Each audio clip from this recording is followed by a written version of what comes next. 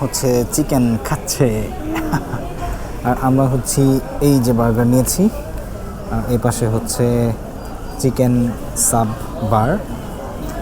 তামান্না হচ্ছে chicken sub বারটা খাবে, আর আমি খাবো হচ্ছে এটা।